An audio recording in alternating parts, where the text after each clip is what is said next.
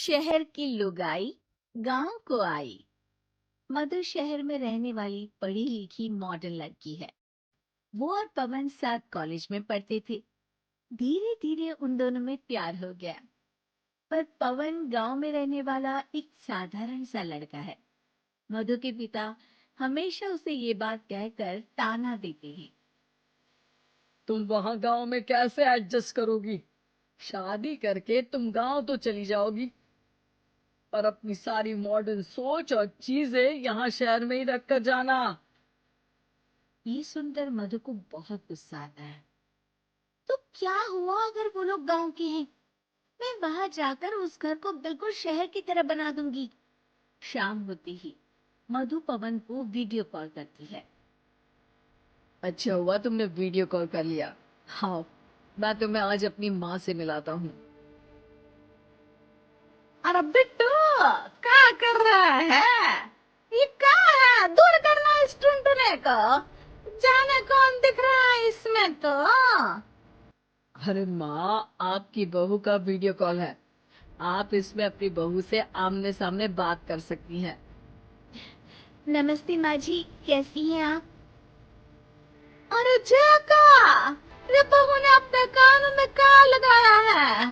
जो कैसे झुमके हैं? झुमके नहीं माँ जी, इन्हें ईयरफोन्स कहते हैं। इससे सामने वाले की आवाज और अच्छे से आती है। मैं आपको भी ला कर दूंगी। अरे नहीं नहीं, हमें नहीं ना चाहिए। हमारा कान बिल्कुल ठीक है। हाँ। माँ जी की ये बातें सुनकर मधु को अपने पिता की बातें याद आ जाती है और वो उसी वक्त ये ठान लेती है कि वो अपने ससुराल को एकदम मॉडर्न ससुराल बनाकर रहेगी। कुछ दिन बीत जाते हैं। पवन और मधु की शादी हो चुकी है। आज मधु का अपने ससुराल में पहला दिन है। माँ जी, मैं आपके लिए एक तोहफा लाई हूँ। और इतना बड़ा तोहफा? अरे कहाँ लाई है रे इस बड़े से बक्से में? मधु बॉक्स खोलती है। ये क्या है? ये वैक्यूम क्लीनर है। मैंने आपको झाड़ू लगाते हुए देखा तो सोचा अब आपका काम आसान हो जाएगा। और वाह बहू वाह, तूने मुझे झाड़ू लगाते हुए देखा तो तू मेरा हाथ से झाड़ू लेकर खुद भी तो लगा सकती थी ना। पर नहीं, तूने तुझे मशीन लाकर मेरे हाथ में दे दी कि ये काम हमेशा मैं ही करूं। ये आजकल की शहरी छोरियां बिल्कुल नहीं बदलेगी। मधु को मन ही मन गुस्सा आता है, पर फिर भी अपना गुस्सा भूलकर मधु माँ को वैक्यूम क्लीनर इस्तेमाल करना सिखाती है। अगले दिन मधु सुबह उठती है तो ये आंगन में से कैसी आवाजें आ रही हैं? मधु दौड़ती दौड़ती आंगन में जाती है और देखते ही चौंक जाती है। अरे माँ जी, ये आप क्या कर रही हैं? और वो कहाँ है ना? सुबह मैं जब कुआं से पानी निकाल रही थी तो मेरे कान की बाली उसमें गिर गई थी। तो ये तेरा वैक्यूम ना सारी चीजें अपनी तरफ खींच लेता है ना, तो मेरी बाली भी तो निकाल ही देगा। उसी की कोशिश कर रही हूँ। पर न जाने क्यों अब ये चालू ही नहीं हो रही तेरी मशीन। अब वो चालू होगी भी नहीं। पर अब कुएं में से पानी निकाल क्यों रही थी? अरे कमाल करती हो ना बहू। पीने के लिए पानी क्या तेरे मायके से लाऊं मैं? अरे कुएं से ही तो निकालना पड़ता है। हाँ? पीने के लिए पानी, और वो भी कुएं से? मधु दिमाग लगाती है और थोड़ी ही देर में घर में वाटर प्यूरिफायर लगवा देती है। ये देखिए माँ जी, इसमें बस एक बार पानी भर देंगे तो नल में पानी साफ होकर बाहर आएगा। अरे वाह रे बहू, ये तो बहुत ही बढ़िया चीज है। रात हो जाती है। मधु जैसे ही प्यूरिफायर का नल चालू करती है तो वो अचानक से फट जाता है और सब जगह पानी पानी हो जाता है। अरे ये क्या हुआ? ये क्या हो गया? मैंने तो बस इसमें उबला हुआ पानी डाला था, ये इतनी जल्दी खराब हो गया। अरे ये सारी सारी चीजें लगती है कबूरी। क्या आपने इसमें उबला पानी डाला था? हाँ तो फिर पानी तो तभी साफ होगा ना जब उसे उबालेंगे। ये मशीन का कोई जिन है जो हमने जो बोला वो कर देगी है? मधु को बहुत गुस्सा आता है। इस तरह तो मेरा अपने ससुराल को मॉडर्न बनाने का सपना अधूरा ही रह जाएगा। नहीं, मैं इस तरह से हार नहीं मान सकती। थोड़े ही दिन में मधु पूरे किचन को मॉड्यूलर किचन में बदल देती है। अरे वाह बहुआ, इतनी सारी अलमारियां। माँ जी मॉड्यूलर किचन देखकर बहुत उत्सुक हो जाती है। ये बक्सा का है।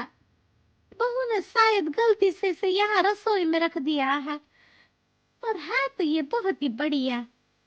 अगले दिन सुबह अरे मायरी, क्या हो गया? मैं तो बर्बाद हो गई। मेरी सारी पूंजी जलकर राख हो गई। तेरा अब मैं क्या करूं? माँ जी की रोने की आवाज सुनकर मधु दौड़ी दौड़ी किचन में आती है और इतना धुआं देखकर घबरा जाती है। ये सब कैसे हुआ माँ जी? ये आग कैसे लगी? ये सब तेरा इस मॉड्यूलर किचन की वजह से हुआ है। और ऊपर से तूने तिजोरी जो रसोई में रख दी थी, मैंने जैसे ही अपने गहने और पैसे इसमें रखे और बाहर से इस ताले को घुमाया, ये तो 5 मिनट में ही आग बबूला होकर फट गया। अरे माँ जी, ये तिजोरी नहीं है, ये तो माइक्रोवेव है। इसमें गहने नहीं रखते, खाना गर्म करने के लिए होता है ये। और ये जो आपने घुमाया ना, ये ताला नहीं है, आपने इसके टेम्परेचर को फुल कर दिया, इसलिए ये फट गया। माँ जी और जोर जोर से रोने लगती है।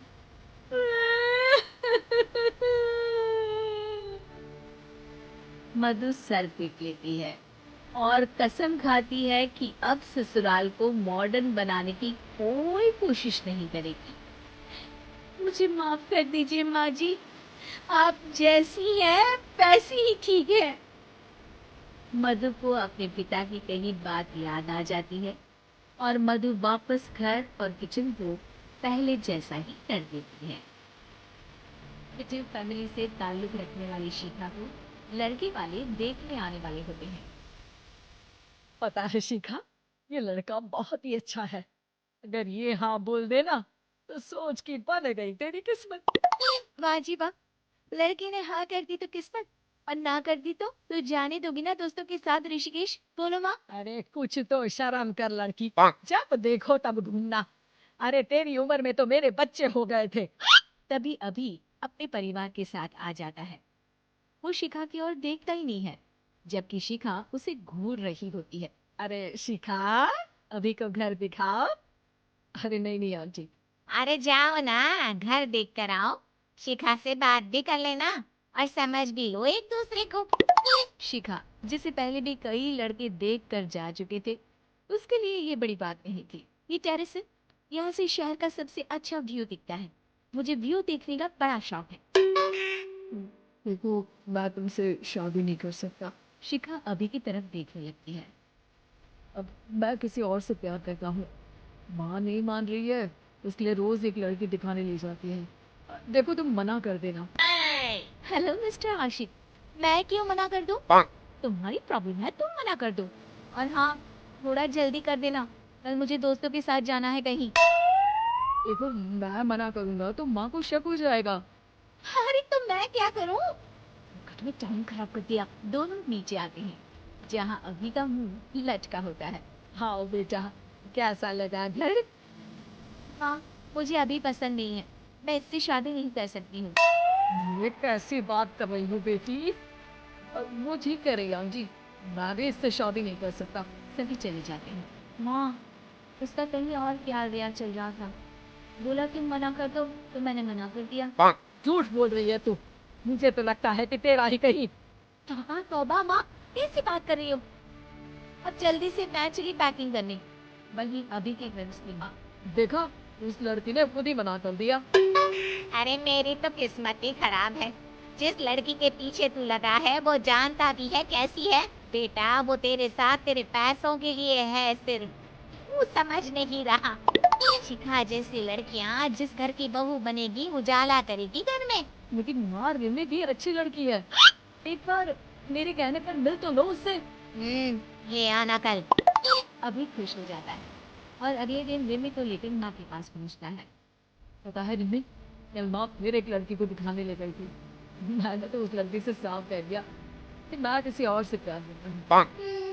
तुम्हारी माँ की उम्र बोली, लेकिन समझ नहीं ना खुद जाएगी ना लेगी। तभी वहाँ माँ आ जाती है। किसके चैन की बात कर रही हो रिमी?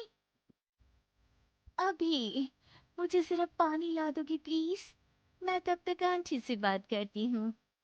ओके ठीक है माँ, प्लीज रिमी को समझने की कोशिश करना एंड रिमी बी स्वीट एज यू। अभी चला जाता है, लेकिन फिर वो किसी काम से वापस माँ के पास आता है, जहाँ उसके कान में रिमी की आवाज आती है।